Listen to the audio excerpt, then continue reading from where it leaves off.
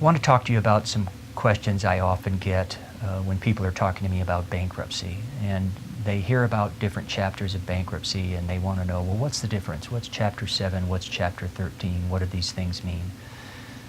Basically, a Chapter 7 bankruptcy is one in which it stops and it starts fairly quickly.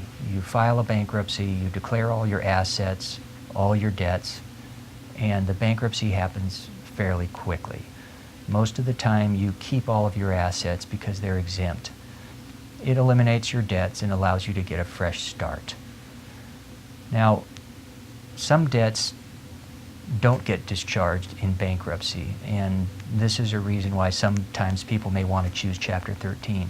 Chapter 13 is a little different. You come into the bankruptcy and you basically tell the court and your creditors, I'm going to try to pay back some of my debts. There's some things that I really want to pay back or I have to pay back, and I'd like to have some time to do that. And the court will give you between 3 and 5 years to make payments on something called a bankruptcy plan.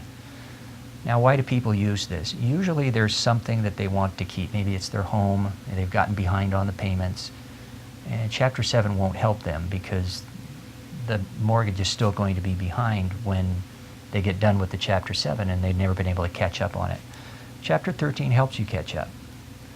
Another example is taxes. A lot of income taxes and other types of taxes you can't get rid of in bankruptcy. Generally, if they're newer than 3 years ago, you're going to have to pay them.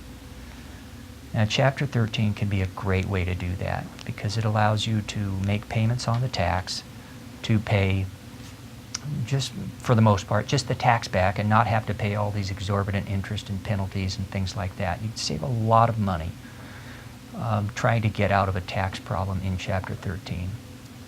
And there's other tremendous advantages that can work for you if you have a little more complex situation. Chapter 13 can be very helpful.